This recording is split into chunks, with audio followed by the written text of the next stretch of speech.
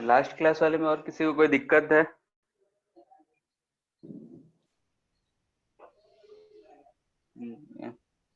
ठीक है, तो हम लोग का मैग्नेटिज्म चल रहा था, और शायद नेक्स्ट वीक में तुम लोग का 5 दिन छुट्टी रहेगा, ठीक है ना। लास्ट सैटरडे को शायद क्लास है, और इस चैप्टर के लिए हमको एक क्लास और चाहिए होगा, तो सोच रहे हैं मंडे को रखेंगे तुम लोग एक क्लास, ठीक है। ताकि खत्म हो जाएगा, 4 दिन छुट्टी रहेगा, तो बैठ के सॉल्व करोगे क्वेश्चन ये सब। आज वाला पहले देख लेते हैं, फिर लास्ट में डिस्कस करेंगे कि क्या होगा कैसे होगा। तो हम लोग मैग्नेटिज्म पढ़ रहे थे, और मैग्नेटिज्म में मैग्नेटिक फील्ड कैलकुलेशन देखे थे लास्ट क्लास, कि अगर स्ट्रेट करंट कैरिंग कंडक्टर रहा तो मैग्नेटिक फील्ड कैसा होगा, और अगर कोई भी आर्क सर्कुलर आर्क रहा तो कैसा हो, ठीक है। तो हम लोग इन दोनों के लिए देखे थे।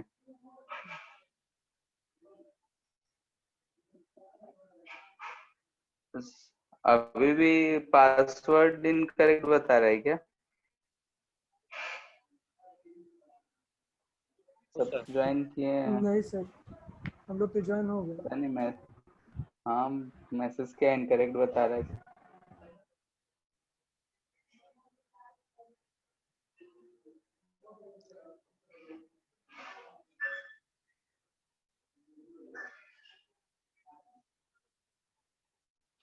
ठीक है, तो हम लोग ये चीज फाइंड किए थे, मैग्नेटिक फील्ड, तो उसी से आगे अब हम लोग नेक्स्ट देखते हैं।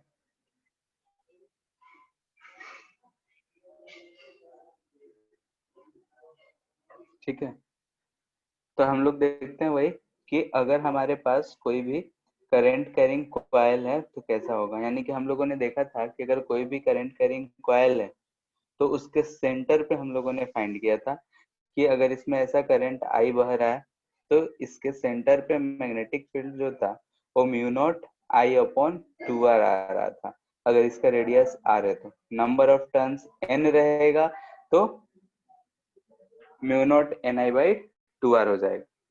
लेकिन अगर हमको इसी कॉइल का, ठीक है, ऑन द एक्सिस, यानी magnetic field on the axis, ठीक है, करंट कैरिंग कॉइल ये,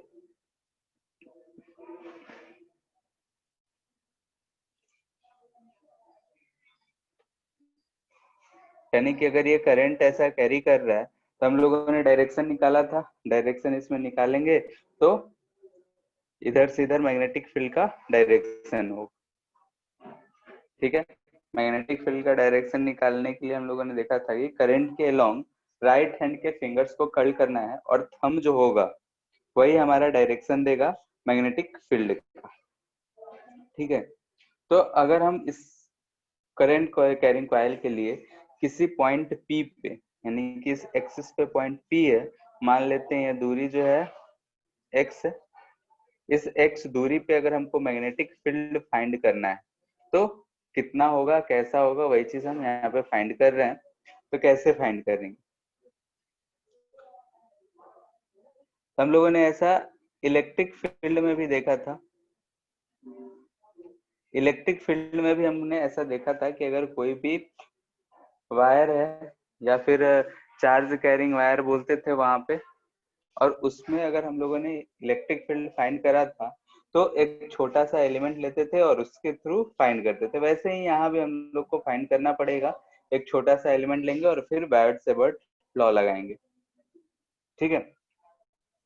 तो ये अगर हमारा रिंग है तो इसमें अगर छोटा सा, अगर हम यहाँ पे एक एलिमेंट लेते हैं इस पोजीशन पे, तो ये पोजीशन पे जो डीएल का डायरेक्शन आएगा वो ये आएगा, करंट ऐसा ऊपर जा रहा है तो करंट से पैरेलल होना चाहिए, करंट की डायरेक्शन में होना चाहिए।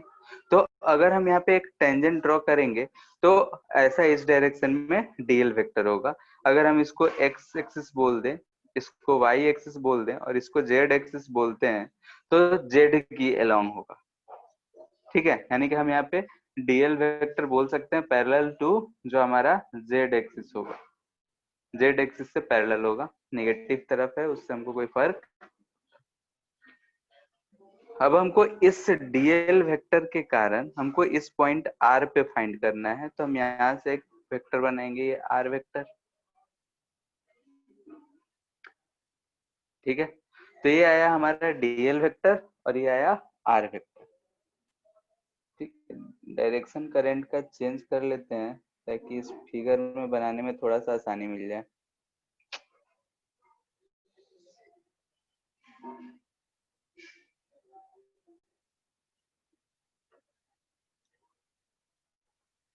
ठीक है, डायरेक्शन हम इधर से मान रहे हैं, चलो फिगर फिर से बनाते हैं, क्योंकि अगर ऐसा डायरेक्शन लिए थे तो मैग्नेटिक फील्ड पॉइंट पी पे आ रहा था, इनटू द प्लेन आ जा रहा था, तो बनाने में थोड़ा सा कष्ट होता, इसलिए हम डायरेक्शन चेंज कर रहे हैं। इधर से हम करंट का डायरेक्शन मान रहे हैं।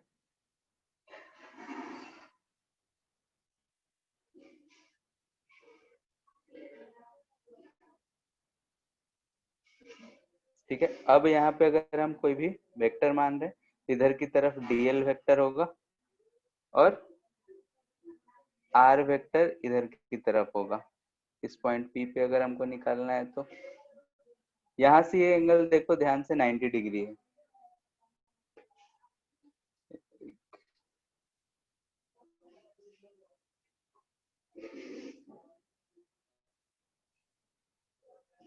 ये कौन है ये, इसका नहीं हो रहा है।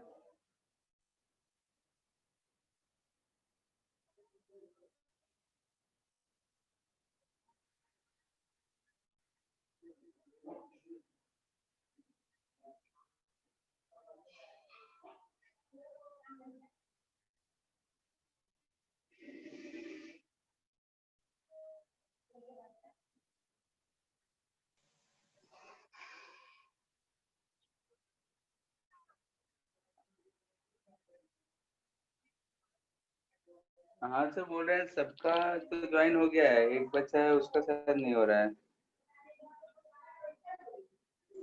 बार सर बात हो कर लो। गया, हो गया सर। हो गया, ठीक है बोल रहे। ठीक,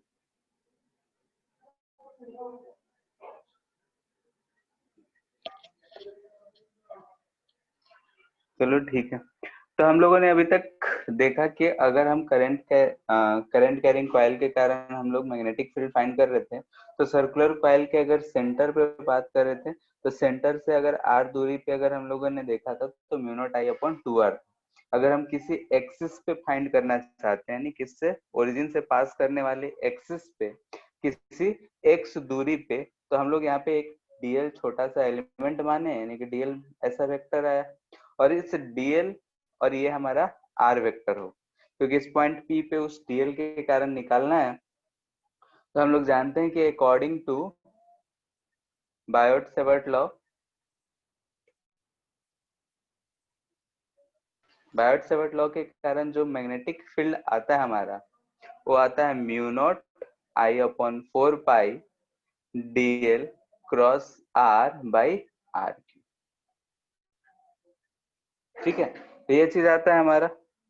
अगर साइन एंगल के साथ लिखेंगे तो आगे देखते हैं कैसे लिखेंगे। तो यहाँ पे अगर हम डीएल वेक्टर लिख रहे हैं और डीएल वेक्टर दिख रहा है कि ये जो हमारा लूप है वाई जेड प्लेन में है, अगर ये लूप वाई जेड प्लेन में है तो डीएल वेक्टर हमारा दिख रहा है कि ये जेड एक्सिस से पैरेलल दिख रहा है हमको, और यहाँ से ये जो लाइन आर वेक्टर दिख रहा है ये वाई एक्स प्लेन में है। तो ये दोनों अलग अलग प्लेन में है, जो दोनों आपस में 90 डिग्री है, तो हमको यहाँ पे इन दोनों वेक्टर्स के बीच में एंगल 90 दिख रहा है।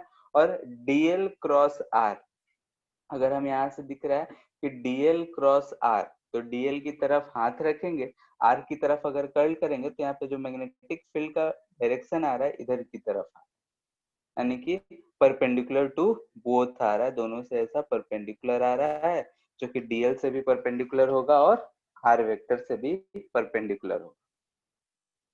ठीक है, डीएल क्रॉस आर करेंगे, इस डायरेक्शन में आ रहा है हमारा मैग्नेटिक फील्ड, और दोनों के बीच में एंगल साइन थीटा जो 90 है, तो यहाँ से डीएल क्रॉस आर है तो डीएल आर साइन थीटा होगा। तो यहाँ से हम लिख सकते हैं mu naught I upon 4 pi DL are sine 90 degree 1 हो जाएगा, नीचे आर स्क्वायर हो जाएगा। ठीक है, तो ऐसा हम लिख ही देते हैं एक बार, साइन 90 और यहाँ पे नीचे क्यू। तो एक आर से आर गया, यहाँ से हमको दिखा mu naught I upon 4 pi dl by r square. ये आ गया हमारा डीबी। डीवी वेक्टर उस पॉइंट पे due to dl element, dl की वजह से अगर हम लोगों ने देखा तो यहाँ पे मैग्नेटिक फील्ड ऐसा ना है। अब इस पॉइंट पे अगर हम मैग्नेटिक फील्ड का डायरेक्शन देखना चाहते हैं तो दो कंपोनेंट हमको दिख रहा,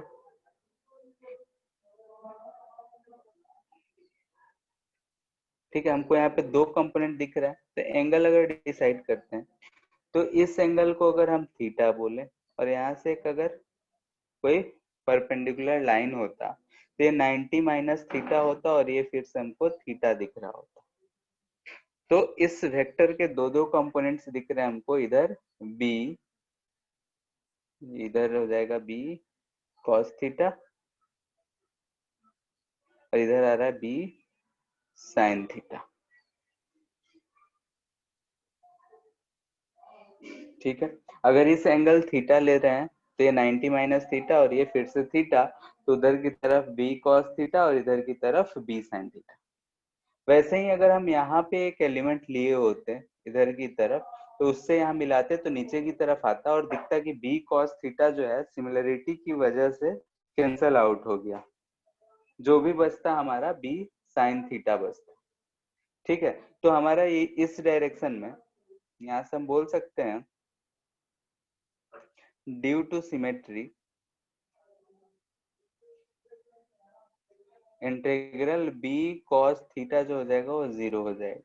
हम यहाँ सिमेट्री के कारण हम इंटीग्रेट नहीं करना चाह रहे हैं, इसलिए बोल दे रहे हैं कि बी कॉस थीटा जो होगा 0 हो जाएगा, क्योंकि इसी पॉइंट के जस्ट नीचे अगर हम एक छोटा सा पॉइंट माने तो उसकी वजह से अगर हम निकालेंगे तो इस डायरेक्शन में कहीं आएगा और बी साइन थीटा इधर हो जाएगा और बी कॉस थीटा इधर और दोनों आपस में कैंसिल कर जाएगा। यानी सिमेट्री से हम बोल सकते हैं कि वर्टिकल डायरेक्शन में कैंसिल कर जाएगा। ऊपर से हम अगर अपने मेथड से यहाँ इस पोजीशन पे मैग्नेटिक फील्ड फाइंड करेंगे तो अगर हम हाथ को कर्ल करें, राइट हैंड के फिंगर्स को करंट की डायरेक्शन में कर्ल करें तो थंब जो होगा बाहर, यानी कि हमारे लेफ्ट टू राइट की तरफ जा रहा है, यानी कि इस डायरेक्शन में ही हमको दिख रहा है।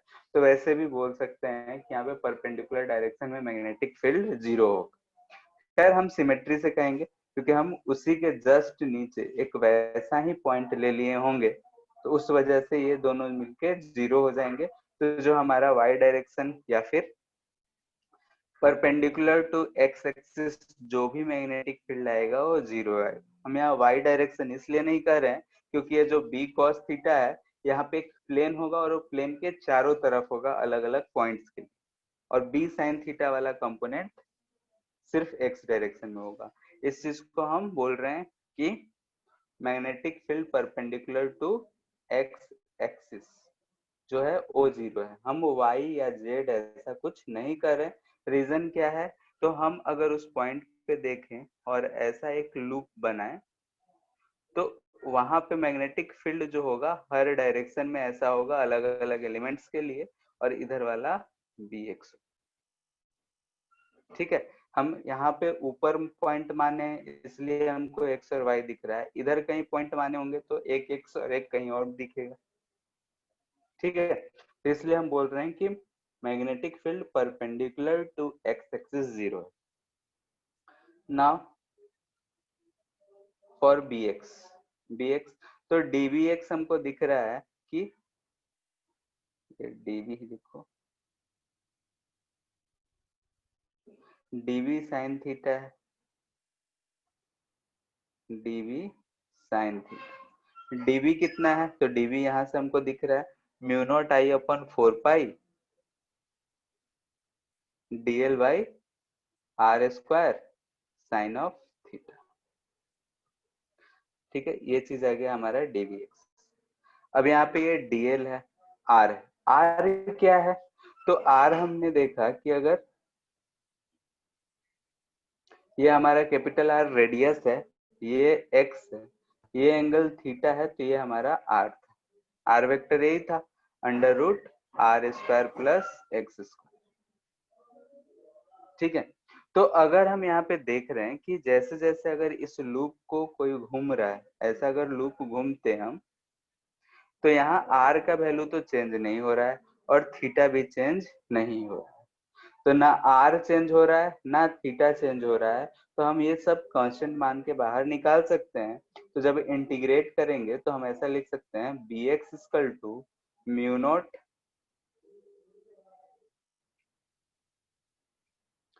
Not I upon 4 pi are square को हम यहाँ पे लिख दे रहे हैं, तो हो जाएगा r square plus x square और साइन थीटा यहाँ से ध्यान से देखो तो परपेंडिकुलर बाई हाइपोटेनियस होता है, तो r by under root r square plus x square और इंटीग्रल डीएल बचे। Since sine theta equal to यहाँ से दिख रहा है हमको r by under root r square plus x square, तो हम ऊपर पुट कर दी। ना तो यहाँ थीटा चेंज हो रहा है ना ही स्मॉल आर चेंज हो रहा है, दोनों में से कोई चेंज नहीं हो रहा है, तो दोनों को हम इंटीग्रल से बाहर ले लिए और ये हो जाएगा हमारा by 4 pi are square plus x square raise to power 3/2 integral dl. अब ये डीएल इंटीग्रल हमको मिलेगा क्या? तो देखो ध्यान से, डीएल जो है वेक्टर तो है नहीं, हम लेंथ ले चुके हैं, क्योंकि डीएल का वेक्टर साइन थीटा से हम डायरेक्शन वाइज तोड़ चुके हैं। तो डीएल वेक्टर को अगर हम यहाँ से डीएल को अगर इंटीग्रेट करेंगे तो लेंथ आएगा हमारा और वो सरकमफ्रेंस देगा। तो ये जो डीएल वेक्टर बोल रहे हैं, डीएल जो लेंथ है उसका इंटीग्रेशन हमको सरकमफ्रेंस देगा, फ्रेंस ऑफ सर्कल। सर्कल जो है हमारा उसका सरकमफ्रेंस देगा। तो हम इसका वैल्यू जानते हैं, तो म्यू नॉट आई आर, इसका वैल्यू हो जाएगा हमारा 2 pi R by 4 pi plus x square raise to power 3/2। यहाँ से 2 से काटेंगे तो ये 2 हो जाएगा, ये हमको मिलेगा mu naught I pi are square by 2 pi are square plus x square raise to power 3/2। तो यहाँ से पाई आर स्क्वायर एरिया होगा, आई है तो हम लोग इसको लिख सकते हैं mu naught M, M vector upon 2 pi are square plus x square raise to power 3/2। यहाँ एम वेक्टर क्या है? तो मैग्नेटिक मोमेंट हम लोग पहले से पढ़े हुए हैं, तो चीज है एम वेक्टर। और हम लोग लिख सकते हैं यहाँ पे B is equal to mu naught I, pi से पाई काट देंगे तो R square by 2 are square plus x square raise to power 3/2। याद करो कि अगर हम लोग चार्ज के लिए निकाले थे इलेक्ट्रिक फील्ड, तो इलेक्ट्रिक फील्ड भी ऐसा ही आया था। ठीक है, इलेक्ट्रिक फील्ड एक्सिस पे निकालते थे तो क्या आता था, याद करो, k q x by r square plus x square raise to power 3/2। वैसा ही कुछ इक्वेशन ये भी आ रहा है, थोड़ा सा चेंज है, बाकी सिमिलर ही है। तो हमारा जो अगर कोई भी सर्कुलर कॉइल है उसके एक्सिस पे अगर हमको मैग्नेटिक फील्ड निकालना है, तो मैग्नेटिक फील्ड इतना आएगा mu naught I r square by 2 are square plus x square raise to power 3/2। इसी में हम बोल सकते हैं कि for n number of turns. ठीक है, अगर टर्न्स जो है बोलेगा कि n है, तब हम मैग्नेटिक फील्ड लिख सकते हैं mu naught N I r square by 2 are square plus x square raise to power 3/2। जैसे यहाँ पे m था, n रहता तो m में ही आ जाता। ठीक है, क्योंकि m इक्वल टू एन आई ए होता है, पाई आर स्क्वायर ए है, तो m इक्वल टू हम लिख सकते थे n number of turns into I into area. ठीक है, अगर हम वो चीज यूज नहीं कर रहे हैं तो यहाँ से हम बोल सकते हैं mu naught N I r square raise to power divided by 2 into r square plus x square raise to power 3/2। ठीक है, ये चीज है हमारा मैग्नेटिक फील्ड। अगर हम इसको सेंटर पे देखें, इफ एक्स इक्वल टू जो है 0 है, ठीक है, एक्स 0 करेंगे तो यहाँ से बी का वैल्यू देखो कितना आ रहा है, एक्स 0 हो गया तो नीचे r square raise to power 3/2 यानी r³ आर स्क्वायर कट जाएगा, mu naught N I upon 2r।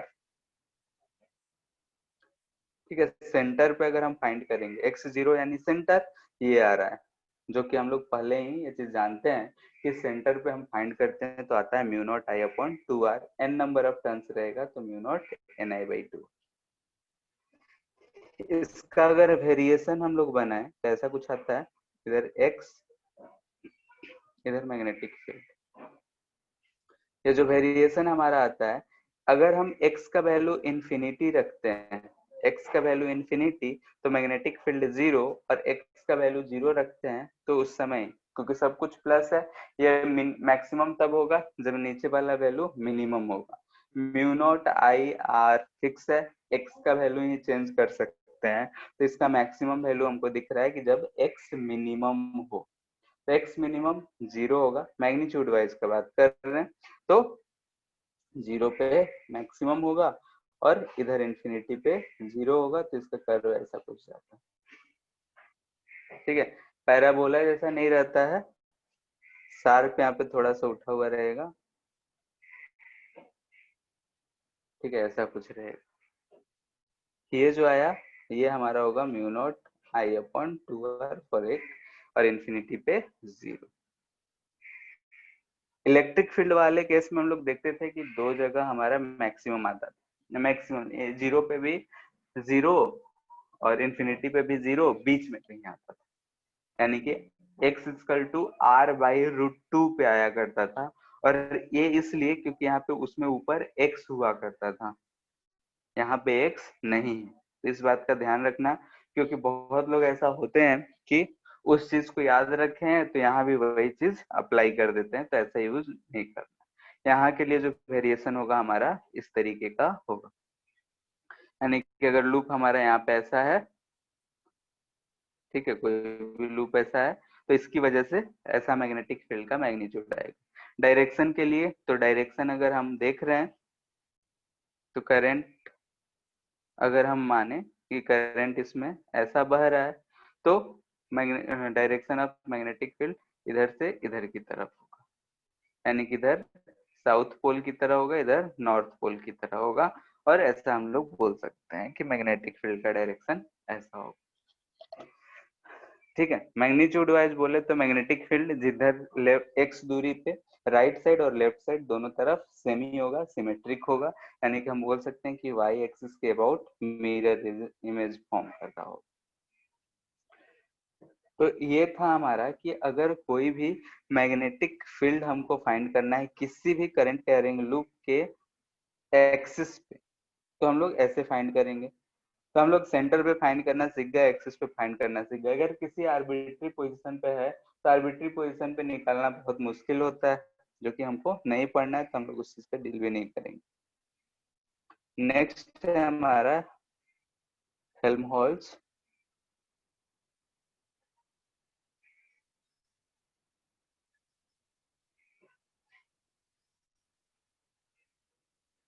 Helmholtz coil, ठीक है, हेल्महोल्ट्ज कॉइल जो होता है कि इसमें दो सर्कुलर एक्स रखे होते हैं, एक इसके बगल में ये दूसरे,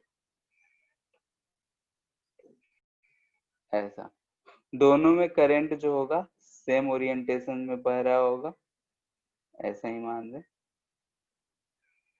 ठीक है, नंबर ऑफ टर्न्स इसमें हम मान ले रहे हैं कि n1 या n जो भी मानो सेम मान सकते हैं इसमें भी, या फिर हम सिंगल के लिए कर रहे हैं, दोनों में करंट हम आई ही बाहर है। ठीक है, तो इससे फायदा क्या है, दो अगर हम लोग कॉइल यूज करें तो इसके इससे फायदा क्या होगा, तो फायदा क्या होता है कि इसके बीच में और एक चीज खास बात इसका ये होता है कि अगर इसका रेडियस आर है, इसका भी रेडियस आर है, और दोनों के बीच का डिस्टेंस भी आर ही है। ठीक है, ऐसा हम लोग को सेटअप करना पड़ता है। यानी कि हेल्महोल्ट्ज कॉइल में दो कॉइल्स होते हैं, दोनों में करंट डायरेक्शन सेम फ्लो हो रहा होगा, दोनों का बीच का दूरी जो होगा दोनों के रेडियस के बराबर ही होता है। बस इतना ही है।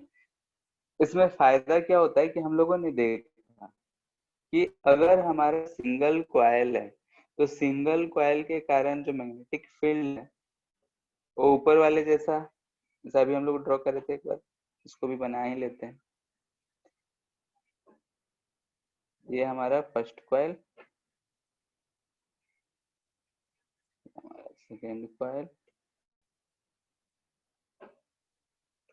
ठीक है, अगर हम फर्स्ट वाले कॉइल के कारण मैग्नेटिक फील्ड ड्रॉ करेंगे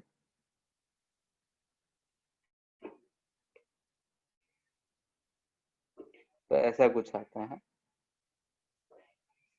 ठीक है, सेकेंड वाले के लिए करेंगे तो भी ऐसा ही कुछ आएगा। ठीक है, लेकिन अगर हम इन दोनों कॉइल्स को मिला दें तो हमारा जो मैग्नेटिक फील्ड आता है वो ऐसा कुछ आता है। ठीक है, यानी कि इस रीजन में हमको यूनिफॉर्म मिल जाता है।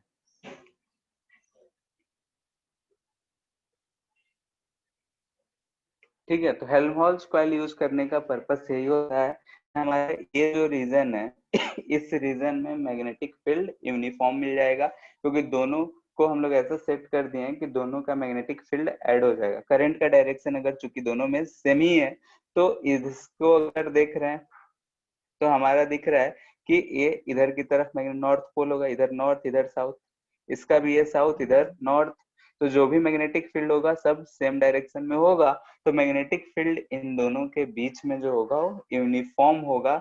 यानी कि अगर हम ऐसे कॉइल बना के मैग्नेटिक फील्ड लाइंस ड्रॉ करना चाहें तो चूंकि ऐसा आ रहा है तो यहाँ से आउट और यहाँ से इन, तो जो मैग्नेटिक फील्ड लाइंस होंगे वो ऐसा कुछ होगा।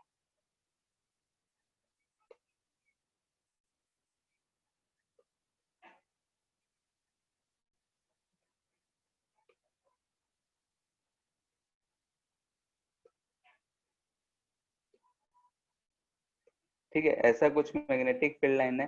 यानी कि अगर हम ध्यान से देखें तो ये साउथ है, तो इधर से ऐसा आता हुआ दिख रहा होगा और इधर ऐसा जाता हुआ, तो हमको बीच में क्या दिख जाएगा कि बीच में हमको यूनिफॉर्मली मिल जाएगा। यहाँ पे सीधा सीधा लाइन है, यानी कि यहाँ पे हमको क्या मिल रहा है कि यूनिफॉर्म मिल रहा है, यूनिफॉर्म मैग्नेटिक फील्ड। तो ये चीज हम लोग ड्रॉ करते हैं, ऐसा सेटअप इसलिए यूज करते हैं ताकि हम यूनिफॉर्म मैग्नेटिक फील्ड फाइंड कर सकें। अगर हमको यहाँ पे इस पे कहीं किसी भी पॉइंट पे अगर हमको मैग्नेटिक फील्ड फाइंड करने बोल दे तो हम मैग्नेटिक फील्ड दोनों की वजह से निकाल कर जोड़ सकते हैं। ठीक है, तो अगर बी होल्स अगर हमको फाइंड करने दिया जाए तो हम किसी भी एक दूरी पे फाइंड करना हो, तो अगर हम x equal to r by two यानी कि सेंटर पे हम फाइंड करना चाहते हैं, ठीक है, तो x इक्वल टू हम r बाई टू यानी कि सेंटर पे फाइंड करेंगे, तो ऊपर वाला जो भी फॉर्मूला है उसमें रख के डबल कर देंगे, तो हमारा जो वैल्यू आता है कि हम डायरेक्ट लिख रहे हैं, तुम लोग सॉल्व करके चेक कर सकते हो। अगर दोनों में n नंबर ऑफ टर्न्स है तो ni, ठीक है, ये कहाँ का लिए लिखे हैं तो x equal to r by two, और किसी भी पोजीशन पे हमसे बोलेगा फाइंड करने के लिए तो हम यहाँ पे x का वैल्यू चेंज कर लेंगे। मान लेते हैं कि दोनों का बीच का दूरी r है, यहाँ से बोला जाए कि ये r बाई थ्री है, तो यहाँ से 2r/3 हो जाएगा, तो हम चेंज कर करके वैल्यू फाइंड कर सकते हैं। अगर टिपिकल केस में बनाया जाता तो यूनिफॉर्म ही आएगा, यानी कि r/2 पे जितना आ रहा है वही उतना ही सब पे आएगा। ठीक है, तो ये था इंफॉर्मेटिव टाइप की हेल्महोल्ट्ज कॉइल क्या होता है। कभी कभार क्वेश्चन में यूज कर लिया जाता है नाम, इसलिए बताना जरूरी है, नहीं तो वहां पर अगर क्वेश्चन में ये आता है तो ये चीज लिखा हुआ रहता है मोस्टली टाइम कि हेल्महोल्ट्ज कॉइल जो होता है दो कॉइल्स को रिप्रेजेंट करता है अगर आजू बाजू रखे हो। अगर ये दोनों चीज सीख गए तो हम लोग मैग्नेटिक फील्ड ड्यू टू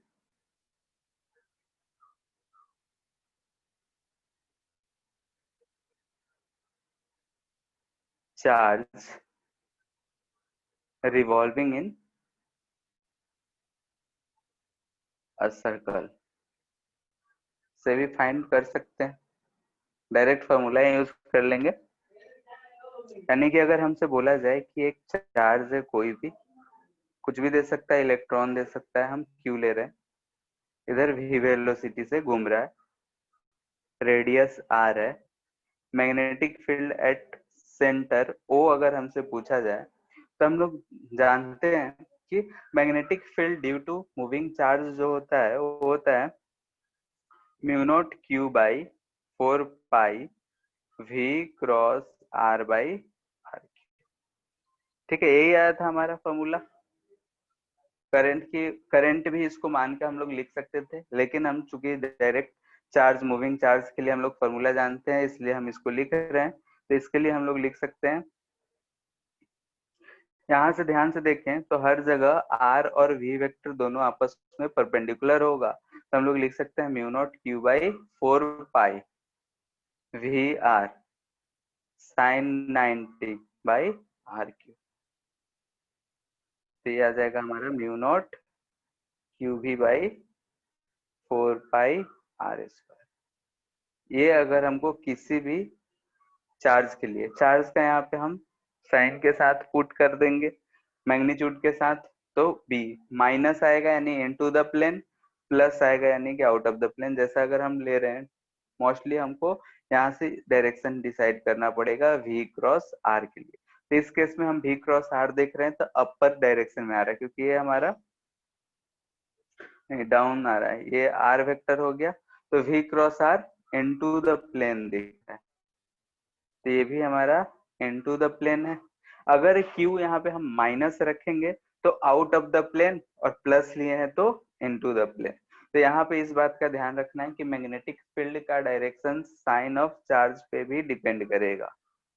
यानी कि for positive charge it is into the plane, negative charge के लिए आउट ऑफ द प्लेन हो जाएगा, क्योंकि हम किसी भी वेक्टर में अगर हम निगेटिव चीज से मल्टीपल कर देते हैं तो डायरेक्शन उस वेक्टर का चेंज हो जाता है। किसी भी मैग्नेटिक फील्ड हो, इलेक्ट्रिक फील्ड हो, फोर्स हो, किसी भी वेक्टर में अगर हम निगेटिव साइन से मल्टीपल करते हैं तो उसका डायरेक्शन चेंज हो जाता है। वही चीज यहाँ पे हम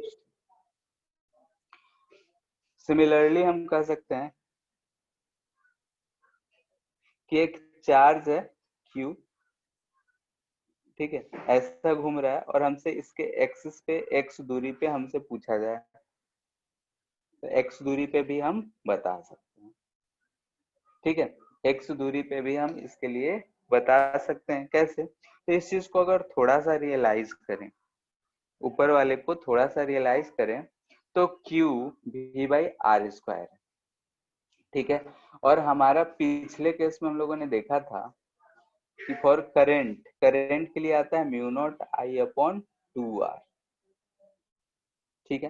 तो इसको भी आई के टर्म में अगर हम चेंज करें तो आई क्या होगा यहाँ पे, I equal to Q by time period होगा, और टाइम पीरियड कितना होता है तो 2 पाई आर बाई वी। तो यहाँ ध्यान से देखो 2 पाई आर बाई वी अगर करेंगे तो इस चीज को अगर हम ध्यान से देखें, इस टर्म में लिखें, इस चीज को यूज करें तो हमको यही चीज मिल रहा है। ठीक है, तो वैसे ही अगर हमको कोई भी चार्ज को बोले कि ऐसा सर्कल में घूम रहा है और इससे x दूरी पे बताओ कि मैग्नेटिक फील्ड कितना होगा, तो हम लोग जानते हैं कि b जो होता है mu naught n I r square by 2 are square plus x square raised to power 3/2 होता है। और यहाँ पे चार्ज है, तो चार्ज के लिए इस आई को हमको चेंज करना पड़ेगा। तो कैसे चेंज करेंगे, तो I बराबर क्यू बाई टी, तो यहाँ तो चार्ज दे रखा है, तो Q बराबर क्या हो जाएगा हमारा I इंटू टी। यानी कि लिख सकते हैं I इंटू 2 πr/v। ठीक है, तो यहाँ से 2 πr/v वहां पे हम यूज कर लेंगे और सॉल्व करके लिख सकते हैं। ठीक है, तो हम यहाँ पे इस चीज का डेरिवेशन नहीं करने जा रहे हैं। हम लोग सिंपली जो ऊपर करंट कैरिंग के लिए निकाले हैं, डिराइव किए हैं, उसी चीज को यूज करके यहाँ पे चार्ज के लिए हम फाइंड कर सकते हैं। अगर कोई भी चार्ज सर्कल में मूव कर रहा है तो उसमें करंट का हम लोग वैल्यू अगर लिखना होगा तो डायरेक्टली लिखेंगे हम I equal to Q by time period of rotation. Time period of rotation अगर यूनिफॉर्म वेलोसिटी से मूव कर रहा होता है तो 2 πr total length divide by speed यानी कि v, ये हो गया टाइम पीरियड। तो टाइम पीरियड से अगर हम डिवाइड कर दिए q को तो हमको करंट मिल जाएगा।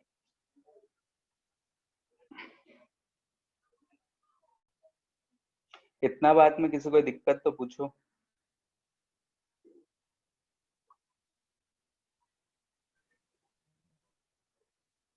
नहीं है तो ये क्वेश्चन तुम लोग करो खुद से।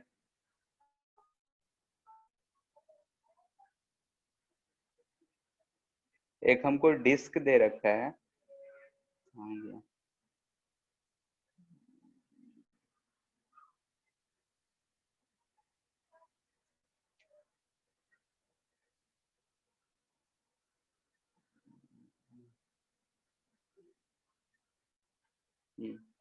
एक हमको ऐसा डिस्क दे रखा है,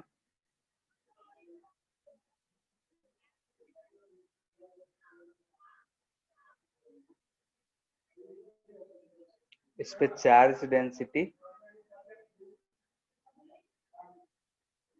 सिग्मा है। सिग्मा को हम लोग बोलते हैं सरफेस चार्ज डेंसिटी, लिख देते हैं सरफेस चार्ज डेंसिटी सिग्मा है, और ये ऐसा ओमेगा से रोटेट कर रहा है। इस एक्सिस के अबाउट ये ओमेगा से रोटेट कर रहा है। ठीक है, तो हमको फाइंड करना है इस एक्सिस से, इसके सेंटर से x दूरी पे, इस पॉइंट P पे मैग्नेटिक फील्ड कितना होगा।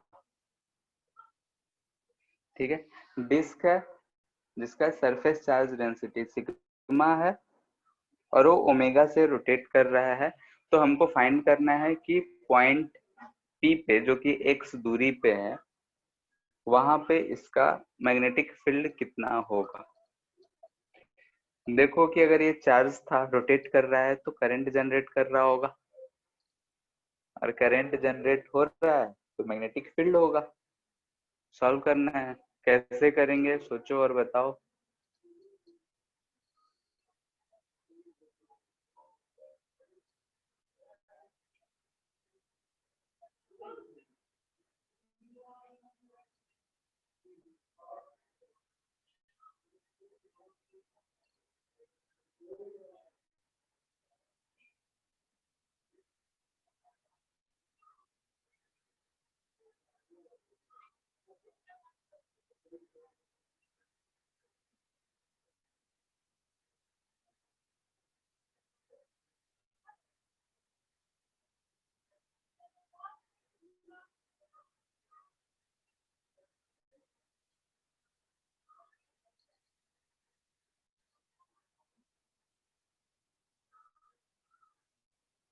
बोलो क्या होगा।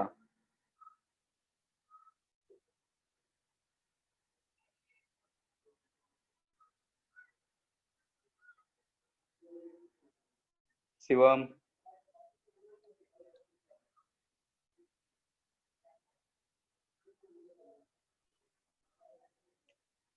सूरज,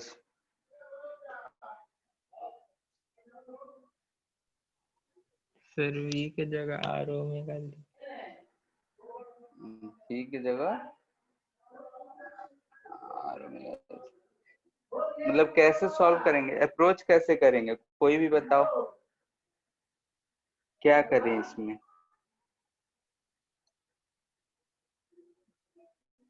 कुछ तो सोचे होगे कि आखिर करेंगे कैसे, क्योंकि हमको पता है कि अगर करंट कैरिंग कॉइल होता तो हम निकाले। चार्ज मूव कर रहा था, एक चार्ज था तो हम उसके लिए निकाले। यहाँ तो पूरा डिस्क ही मूव कर रहा है। तो हम लोग रिंग के जैसा पढ़े हैं, तो यहाँ भी हमको क्या सोचना चाहिए कि अगर डिस्क है तो हम एक अगर रिंग मान लें तो हमारा काम आसान हो जाएगा। ये ऐसा है, अगर तुम यहाँ से किसी y ले लेते हैं, y पे जाके dy ऐसा एलिमेंट अगर हम मान लिए,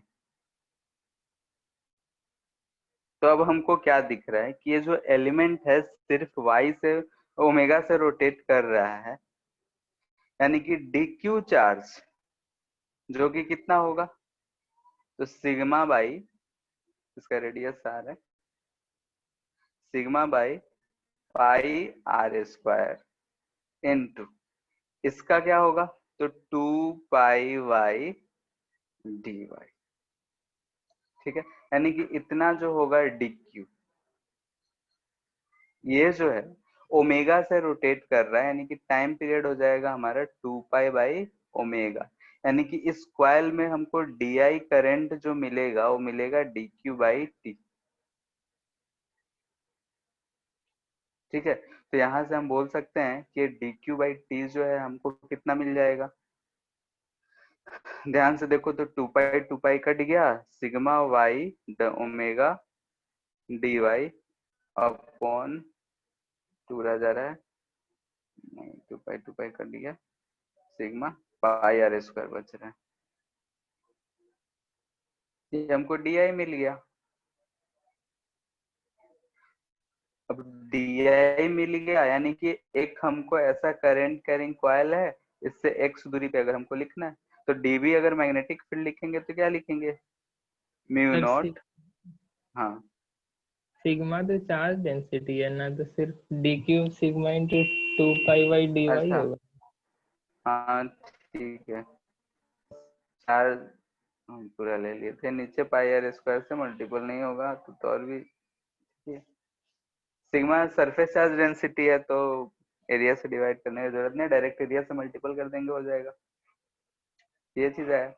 अब यहाँ से डी लिखना है हमको, mu naught D R square, R इसका कितना है, तो वाई है, Y square divided by 2, X square plus Y square हो जाएगा। यहाँ ध्यान रहे कि x जो है कांस्टेंट है, हम लोग बहुत जगह x को वेरिएबल मानते हैं, तो यहाँ x दूरी ले रखे हैं, तो x जो है कांस्टेंट है और y वेरिएबल है। डी को वैल्यू पुट करेंगे तो हमको वेरिएबल ऐसा ही दिख रहा है, तो mu naught omega Y cube, sigma भी आ रहा है, डी वाई नीचे 2 X square plus Y square 3/2।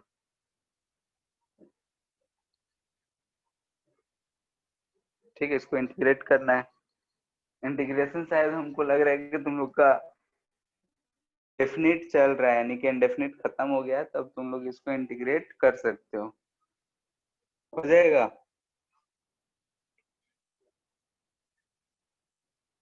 बोलो,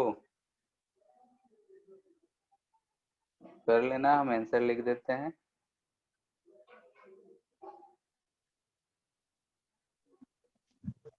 ये आ जाएगा हमारा mu naught sigma omega R raise to power 4 divided by 8 R square plus x square raise to power 3/2।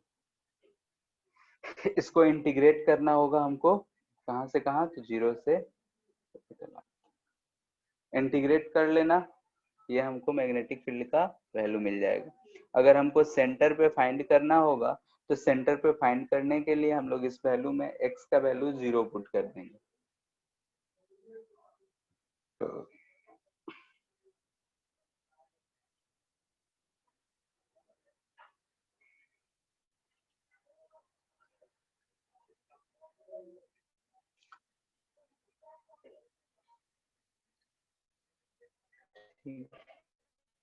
Integrate कर लेना, ठीक है, ऐसा नहीं कि आंसर रट्टा मार लो।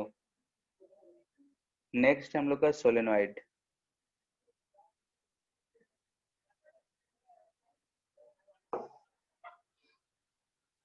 ठीक है, सोलेनॉइड के बारे में हम लोग थोड़ा बहुत जानते हैं कि ये जो है स्प्रिंग टाइप का शेप का होता है। यानी कि अगर हम ऐसा मान लेते हैं कि वायर्स को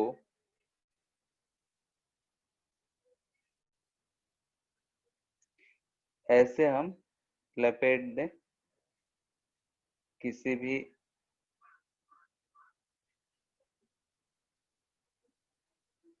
ठीक है, ऐसा पीछे से आया होगा ऐसा, ठीक है। यानी कि हम किसी भी आयरन कॉइल या किसी चीज पे अगर हम वायर्स को ऐसे पास पास, ये सारे वायर्स जो हैं पूरे आस पास पास पास पास पास में सटे हुए हैं, ठीक है। यहाँ हम सिर्फ डिस्टेंस इसलिए दिखा रहे हैं ताकि गंदा ना हो। यानी कि ऐसा हमारा अगर कॉइल्स लपेटा हुआ है स्प्रिंग शेप में, हम लोग स्प्रिंग देखते हैं टिप टॉप पेन में, ऐसे तो स्प्रिंग ऐसा ही होता है, कॉइल किया हुआ रहता है, तो वही जो कॉइलिंग होता है उस चीज को हम लोग बोलते हैं सोलेनॉइड। ये वायर है तो वायर ऑफ कोर्स कोटेड होगा, ठीक है, यानी कि प्लास्टिक कोटेड वायर होगा। अगर हम सिंपली ऐसे अगर हम लपेट देंगे तो ये सट जाएगा, शॉर्ट सर्किट होने के चांसेस है, हमको डिसिट टाइप का दिखेगा, ठीक है। तो सोलेनॉइड के केस में मोस्टली जो हम लोग यूज करते हैं उसमें कोटेड रहता है, या फिर ऐसे भी यूज होता है बहुत जगहों पे, लेकिन हम लोग यहाँ पे यूज कर रहे हैं जो वायर से इसको कोटेड मान रहे हैं। कोटेड मतलब कि दोनों एक दूसरे से सटा हुआ नहीं है, शॉर्ट सर्किट जैसा कुछ नहीं हो रहा। हम मान लिए कि इसको इधर से इधर अगर कोई बैटरी ज्वाइन कर देंगे तो बैटरी से करंट दिख रहा है कि इधर से इधर करंट जा रहा होगा, और इस कॉइल में हम देख रहे होंगे कि करंट ऐसा आ रहा होगा, ठीक है। यानी कि ऐसा फिगर का अगर हमको दिख रहा है, यानी कि वायर्स को हम ऐसे पास पास में लपेटते हुए ऐसा लंबा चौड़ा कुछ कर दिए, इसका लेंथ मान लेते हैं, ये लेंथ कुछ एल लंबा तक हम इस वायर्स को लपेटते रहे, तो ऐसा अगर चीज मिल रहा है हमको तो उस चीज को बोलते हैं हम लोग सोलेनॉइड। इस शिप को बोलते हैं हम लोग सोलेनॉइड। जैसे कॉइल था, करंट कैरिंग स्ट्रेट वायर था, वैसे ही ये चीज जो है ये हमारा सोलेनॉइड, ठीक है। यानी कि सोलेनॉइड को अगर हम तार को ऐसा लपेट रखे हैं तो सोलेनॉइड कहलाएगा। ये चीज अगर और थोड़ा सा ध्यान से देखें तो ये हमको दिख रहा है कि एक कॉइल को हम लोग कॉइल पे ऊपर कॉइल चढ़ाते गए हैं, तो ऐसे अगर कॉइल के ऊपर कॉइल चढ़ाते गए हैं और करंट इसमें आई बह रहा है और सब करंट का डायरेक्शन सेम है, तो ये हमको सोलेनॉइड मिलता हुआ दिख रहा है। यानी कि अगर हम इसको डायरेक्शन वाइज बनाएं तो ऐसे बना सकते हैं 2D बन देखने के लिए। करंट दिख रहा है कि यहाँ पे हर जगह इनटू द प्लेन जा रहा है, और यहाँ से आउट ऑफ द प्लेन मिल रहा है हर कॉइल में। अलग अलग कॉइल माने कि ऐसा ऐसा पास पास में रखा हुआ है, तो ऐसा हमको दिख रहा है कि एक कॉइल में यहाँ से ऐसा एक कॉइल हो गया, ये दूसरा कॉइल हो गया, ये तीसरा, वैसे ही ऐसा हमको दिख रहा है कि अलग अलग कॉइल ऐसा रखा हुआ है। अगर हम डायरेक्शन चेक करें तो इधर खड़े होके देखो, ठीक है, इधर से अगर हम आंख लगा कर देख रहे हैं तो यहाँ से हमको दिख रहा है कि क्लॉकवाइज है। क्लॉकवाइज यानी कि साउथ की तरफ ये होगा, इधर एंटी क्लॉकवाइज यानी कि नॉर्थ। इधर से अगर हम देखेंगे तो हमको एंटी क्लॉकवाइज दिखेगा और नॉर्थ होगा। यानी कि मैग्नेटिक फील्ड इधर भी अगर हम देख रहे हैं तो ये भी हमारा साउथ या नॉर्थ। मैग्नेटिक फील्ड इसमें देखेंगे तो ऐसा कुछ होगा, ठीक है। अंदर में यूनिफॉर्म होता है, ठीक है, अंदर में जो मैग्नेटिक फील्ड होता है यूनिफॉर्म होता है, बाहर में ऐसा निकलता हुआ दिखेगा, इधर से साउथ इधर से नॉर्थ। ये जो है हम लोग को बार मैग्नेट जैसा ट्रीट होता है, ठीक है, similar to bar magnet. Bar magnet हम लोग ऐसे रखते थे, ये साउथ पोल ये नॉर्थ पोल, इधर से मैग्नेटिक फील्ड ऐसा गया, अंदर में साउथ टू नॉर्थ, बाहर में, तो वैसा ही हमको सोलेनॉइड मिलता है। अगर कोई भी करंट कैरिंग सोलेनॉइड हो, यानी कि सोलेनॉइड में अगर करंट बह रहा हो तो वो मैग्नेटिक फील्ड की तरह ही ट्रीट होगा, उसमें मैग्नेटिक फील्ड जनरेट होगा, और वो जो मैग्नेटिक फील्ड होगा वो सिमिलर, जैसा बार मैग्नेट होता है उसके जैसा सिमिलर रहता है। यानी कि सिमिलर टू बार मैग्नेट होता है। जैसा बार मैग्नेट बिहेव करता है वैसा ही सोलेनोइड बिहेव करता है। और इस चीज को हम लोग इलेक्ट्रोमैग्नेट भी बोला करते हैं।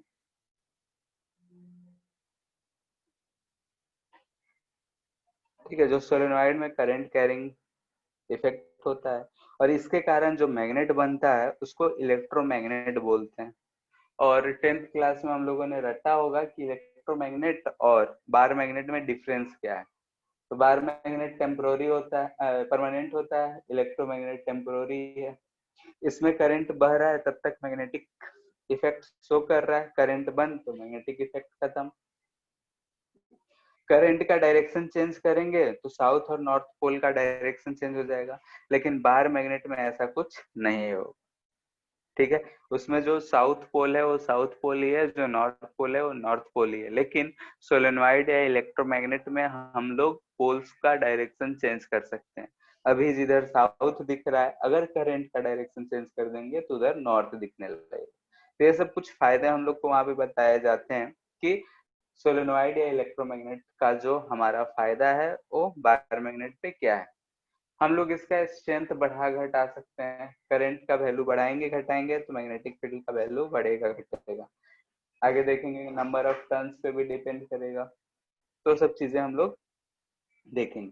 तो फिलहाल अगर हम सिंपली सोलेनोइड के बारे में बोल रहे हैं तो अगर वायर्स को हम कॉइल के ऊपर कॉइल करते जाएं तो ऐसा अगर हमको शेप मिल रहा है उसको बोलते हैं सोलेनोइड। करंट बह रहा है तो इस करंट की वजह से इसमें मैग्नेटिक फील्ड जनरेट होगा। यानी कि हम कह सकते हैं एक कॉइल से मैग्नेटिक फील्ड जनरेट होता है। तो वैसे ही अलग अलग कॉइल हम रखते जाएं तो सबसे कुछ ना कुछ मैग्नेटिक फील्ड होगा और सबका मैग्नेटिक फील्ड एड अप होके हमको एक कुछ अलग ही मैग्नेटिक फील्ड देता है जो कि बार मैग्नेट की तरह होता है। तो इसको हम लोग बोलते हैं सोलेनोइड।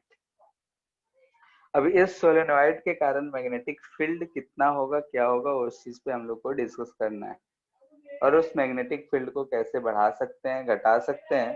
तो अगर हम लोग इसका मैग्नेटिक फील्ड फाइंड कर ले तो हम लोग बता सकते हैं कि कैसे इसका मैग्नेटिक फील्ड घटेगा या फिर बढ़ेगा। ठीक है, तो वही फाइंड करते हैं, कैलकुलेशन ऑफ मैग्नेटिक फील्ड।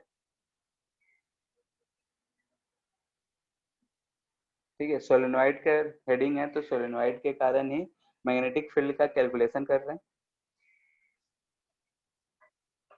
ठीक है, हम पूरा नहीं वायर्स को नहीं ड्रॉ कर रहे हैं, सिर्फ करंट को ड्रॉ कर दे रहे हैं।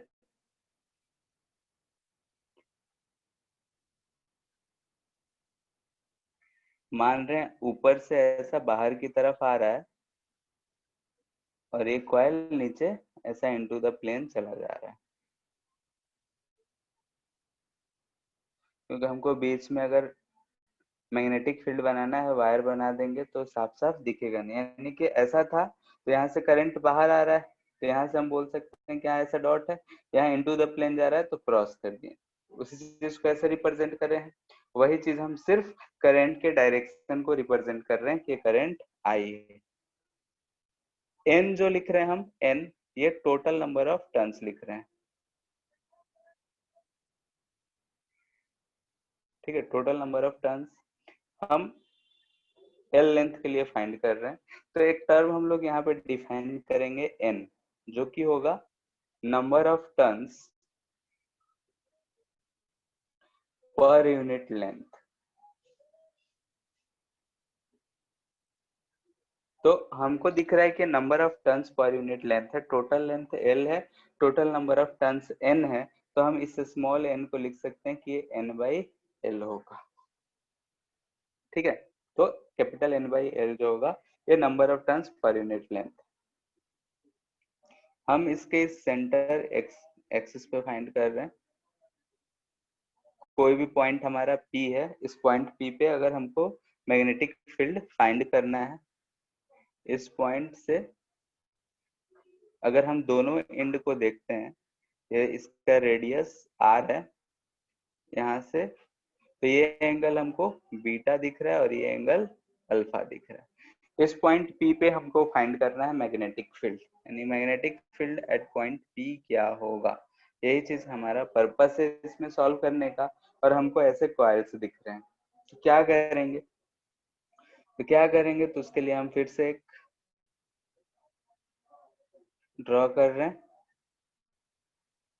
ठीक है, सिंपल में थोड़ा सा। तो हम क्या किए कि यहाँ पे जाके ऐसा कॉइल था, तो यहाँ पे जाके हम एक छोटा सा एलिमेंट ले लिए एंगल के फॉर्म में ही। तो यहाँ से हम एंगल फाइव पे गए थीटा पे, और ये एंगल डी थीटा ले लिए। तो ये हमको एक छोटा सा पार्ट मिला, ठीक है, जिसका ये थिकनेस कुछ होगा,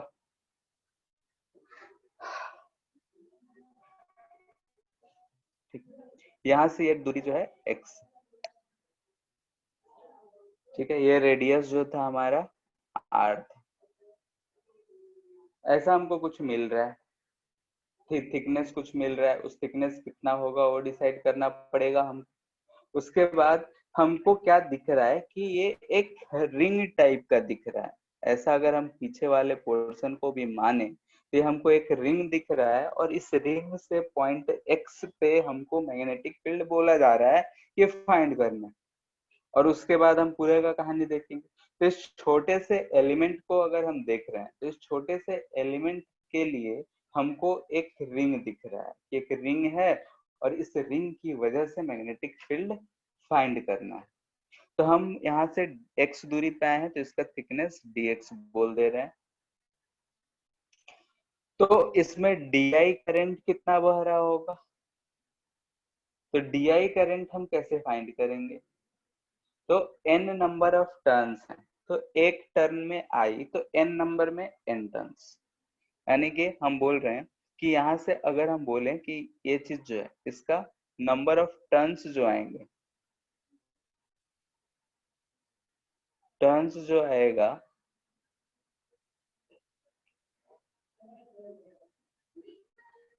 ये क्या हो गया,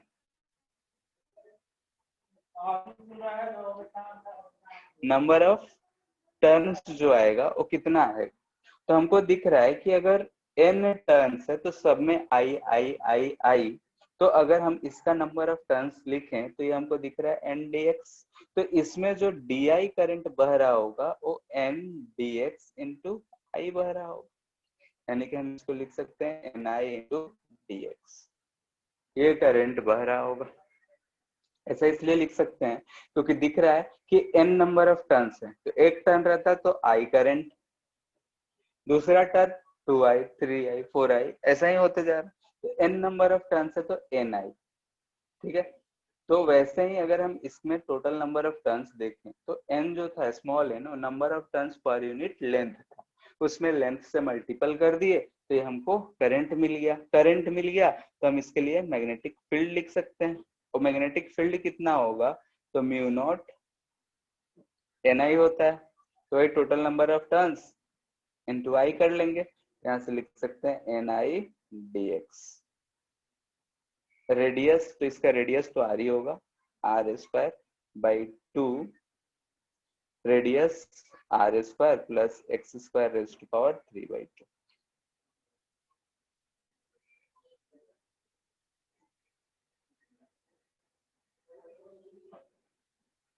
ठीक है, ये चीज हम लोग को मिल गया। अभी यहाँ पे हम देखें तो x तो चेंज कर ही रहा है, तो इसको अब इंटीग्रेट करना पड़ेगा आपको। तो मोस्टली हम लोग थीटा के टर्म में इंटीग्रेट करते हैं, एक्स के टर्म में भी कर सकते हैं, लेकिन थीटा के टर्म में हमारा काम आसान हो जाता है, इसलिए इस केस में हम लोग थीटा के टर्म में ही करेंगे। क्योंकि थीटा रहेगा तो कभी दे देगा सोलेनोइड जो है इनफाइनाइट लेंथ का है, तो एक्स क्या 0 से इनफाइनाइट रखेंगे, तो इसलिए थीटा हम लोग यूज कर लेते हैं। तो एक्स को थीटा के टर्म में हम चेंज कैसे कर सकते हैं, तो दिख रहा है हमको एक ऐसा ट्रायंगल, एंगल थीटा है, ये आर है, ये एक्स है, दिख रहा है ऊपर, ये एक्स तो ये भी एक्स, ये आर। तो यहाँ से हमको क्या दिख रहा है कि एक्स इक्वल टू हम आर टेन थीटा लिख सकते हैं। तो यहाँ से हम बोल सकते हैं dx equal to R sec square theta D theta हो। ठीक है, ये चीज हम यूज कर सकते हैं। ठीक है, ये चीज हम लोग इसमें यूज कर सकते हैं। तो बस अब काम है हमारा इंटीग्रेट करने का। तो जो जो कांस्टेंट है उसको हम बाहर निकाल ले रहे हैं। तो इंटीग्रेट dx यानी कि r sec square theta D theta divided by, answer रहेगा हमारा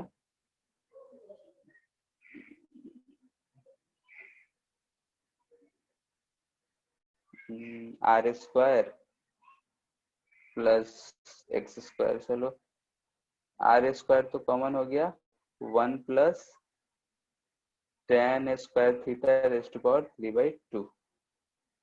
तो म्यू नॉट, यहाँ से सब अपने से सॉल्व करो। यहाँ से एक आर से एक आर गया, आर बाहर आ गया, ऊपर सेक स्क्वायर थीटा। नीचे अगर हम ध्यान से देखें तो इसको क्या लिख सकते हैं, सेक क्यूब थीटा। ये हमको सेक स्क्वायर थीटा दिखेगा, तो नीचे सेक क्यूब थीटा दिख रहा है। तो ये हमको दिख रहा है mu naught N I r square. अच्छा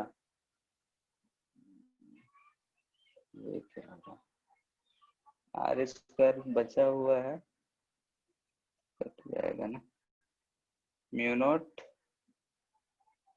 are by 2 cos theta D theta. कहां से कहां तक, तो माइनस बीटा से अल्फा।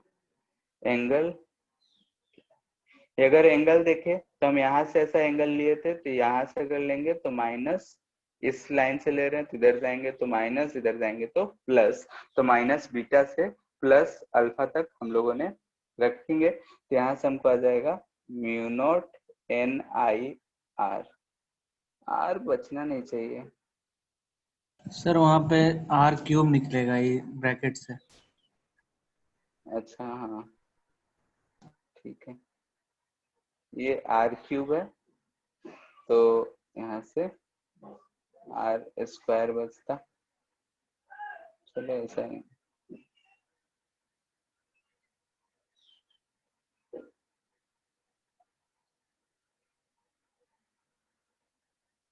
ठीक है। Mu naught N I by 2 cos theta का इंटीग्रेशन क्या आ जाएगा,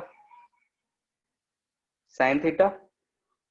साइन थीटा पुट करेंगे लिमिट, तो sine alpha minus sine minus beta. Sine minus theta जो होता है माइनस साइन थीटा हम लोग लिख सकते हैं। तो ये आ रहा है mu naught N I by 2 sine alpha plus sign beta. ठीक है, ये आया मैग्नेटिक फील्ड किसी भी एल लेंथ के लिए किसी भी पॉइंट पी पे। ध्यान रहे कि हम एंगल कहाँ से लिए हैं, ठीक है। यानी कि अगर हमारे पास सोलेनोइड ऐसा है, अगर हम इसके सेंट्रल एक्सिस से ले रखे हैं और ये एंगल ऐसा, ये वाला एंगल जो है ये बीटा है और ये वाला एंगल अल्फा है, ठीक है। किसी को भी अल्फा बीटा ले सकते हैं, लेकिन एंगल हमको वही चीज देखना पड़ेगा। अब केसेस अगर देखें, first for long solenoid. Long कहने का मतलब होगा, लॉन्ग कहने का मतलब यही है कि लेंथ जो है टेंड्स टू इंफिनिटी, यानी कि बहुत लंबा है, ठीक है। लॉन्ग सोलेनोइड है और इसका पहला magnetic field at centre point, ठीक है। लॉन्ग सोलेनोइड है और सेंट्रल पॉइंट पे हमको फाइंड करना है, यानी कि इस पॉइंट पी पे। तो लॉन्ग सोलेनोइड है, तो मैग्नेटिक फील्ड पी पे अगर हम फाइंड करना चाहते हैं, तो यहाँ से अगर हम देखेंगे बहुत लंबा है, तो ये एंगल और ये एंगल बीटा अल्फा है, तो लंबा के लिए अल्फा भी 90 हो जाएगा, बीटा भी 90 हो जाएगा। तो अगर यहाँ लिखेंगे तो mu naught N I by 2 into sine 90 sine 90 2 हो जाएगा, यानी कि हो जाएगा म्यू नॉट एन आई, जो कि कांस्टेंट है, यूनिफॉर्म। तो कोई भी लॉन्ग सोलेनोइड होगा तो उसके अंदर जो मैग्नेटिक फील्ड होगा यूनिफॉर्म होगा, कांस्टेंट है, यूनिफॉर्म है। इसको कैसे बढ़ा सकते हैं, तो नंबर ऑफ टर्न्स बढ़ा दें, करंट बढ़ा दें, या फिर अंदर का मीडियम चेंज कर दें। तो अंदर का मीडियम चेंज करने का यानी कि सॉफ्ट आयरन कोर यूज करते हैं हम लोग। सॉफ्ट आयरन कोर यूज करने से क्या होता है, मैग्नेटिक फील्ड बढ़ जाता है। और सॉफ्ट आयरन इसीलिए यूज किया जाता है क्योंकि उसको अगर हम मैग्नेट से टच करेंगे तो उसमें मैग्नेटिक प्रॉपर्टी जनरेट हो जाता है, और जैसे ही हटाएंगे तो खत्म भी हो जाता है। बाकी सब स्टील में क्या है कि मैग्नेट से अगर टच कर दिए तो कुछ देर तक मैग्नेट की तरह ही बिहेव करने लगता है, तुरंत उसका इफेक्ट खत्म नहीं होता है, इसीलिए हम लोग सॉफ्ट आयरन यूज करते हैं। Second, B at one end. किसी एंड पे अगर हमको फाइंड करना हो तो अगर किसी एंड पे अगर फाइंड करना हो तो मान लेते हैं कि अगर हमारा सोलेनॉइड है, इस एंड पे फाइंड करना चाहते हैं, तो इस एंड पे देख रहे हैं कि अल्फा 0 हो जाएगा और बीटा जो है वो 90 हो जाएगा। लॉन्ग है तो बीटा 90 हो जाएगा। तो मैग्नेटिक फील्ड अगर हम लिखेंगे तो लिखेंगे mu naught Ni/2 sine 0 plus sine 90। तो ये हमको मिलेगा म्यू नॉट Ni/2, यानी कि उसके जो सेंटर है उस सेंटर पे जितना मैग्नेटिक फील्ड है और एंड पे जितना मैग्नेटिक फील्ड है, तो सेंटर का आधा जो होता है एंड पे होता है। ठीक है, सेंटर पे जितना भी मैग्नेटिक फील्ड है उसका आधा जो होगा वो एंड पे होगा। ये था हमारा magnetic field due to solenoid. अगर हम इसका कर्व बनाना चाहें तो सोलेनोइड के थ्रू हमारा मैग्नेटिक फील्ड जो होगा कैसा आएगा, इधर हम लेंथ बोल रहे हैं, इधर मैग्नेटिक फील्ड बोल रहे हैं, ऐसा कुछ।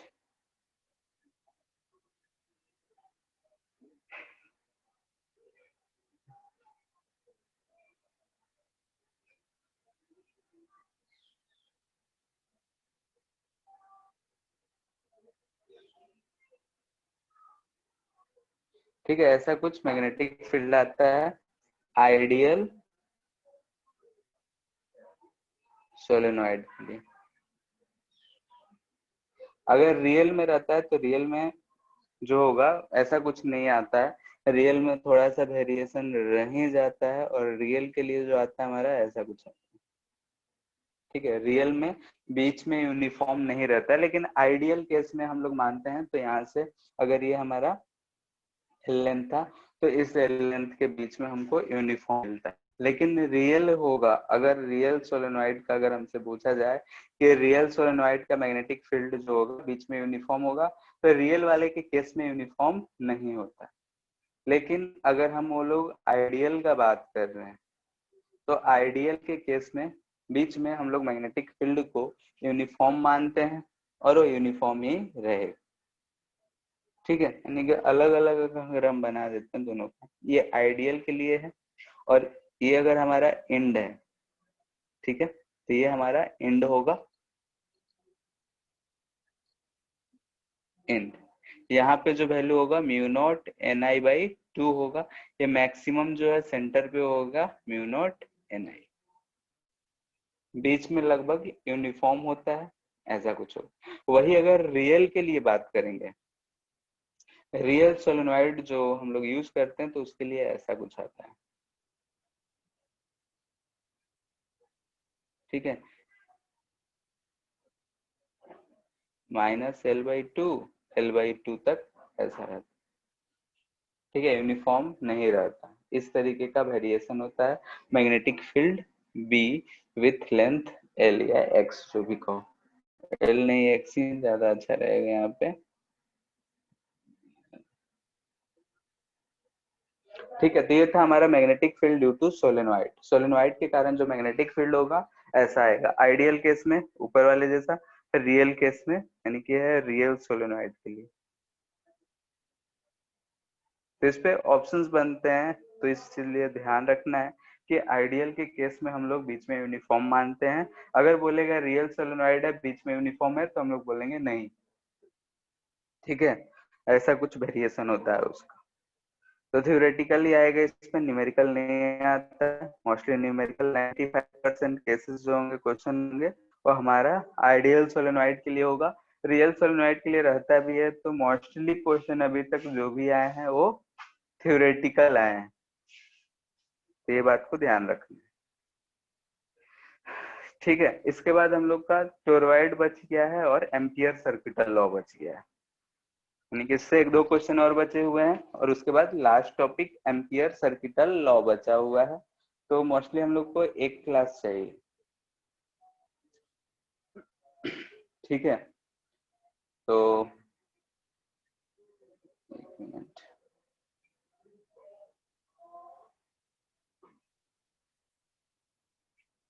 तो कल तुम लोग का टेस्ट है अंकित? Yes sir. मंडे से तो मोस्टली तुम लोग का छुट्टी रहेगा सब। मंडे को एक क्लास कर सकते हो, क्योंकि हम सोच रहे हैं कि इस चैप्टर का एक लेक्चर चाहिए हमको, क्योंकि एम्पियर सर्किटल लॉ बच गया है। तो छुट्टी से पहले अगर खत्म भी हो जाता, मान लेते हैं 4 दिन का छुट्टी मिला, तो उसमें पढ़ोगे पूरा चैप्टर खत्म करना। बोलो। Yes sir. तो मंडे को सब, किसी को कोई दिक्कत है? आर्यमान? नहीं। अनुज? हाँ सर, कर दीजिए मंडे। ठीक है, ठीक है। तो जैसे टाइम टेबल आता है उस हिसाब से हम टाइमिंग बता देंगे, ठीक है। किसी को कोई दिक्कत है तो बोल देना। और बाकी जैसे कि इसमें हम लोग का एक ही टॉपिक बच रहा है, एम्पियर सर्किटल लॉ, और एक क्लास लगना चाहिए, तो उस दिन खत्म कर लेंगे। उसके बाद मान लेते हैं कि 2-3 दिन का तुम लोग को रेस्ट मिल रहा है, ले लो, ठीक है। तो एक दिन, क्योंकि हम चाह रहे हैं कि फिर सैटरडे को खत्म होगा, उससे अच्छा खत्म हो जाए, फिर बीच में छुट्टी है तो अपना बैठ के सारे सवाल करोगे, ठीक है। तो टाइम टेबल कल आ जाता है, तो उस हिसाब से हम टाइमिंग तुम लोग को ग्रुप में इन्फॉर्म कर देंगे, ठीक है। किसी कोई दिक्कत, कष्ट? शिवम? व्यतोष? नो सर, कोई दिक्कत नहीं। ठीक है फिर, ठीक है फिर एंड कर रहे हैं आज। ठीक है।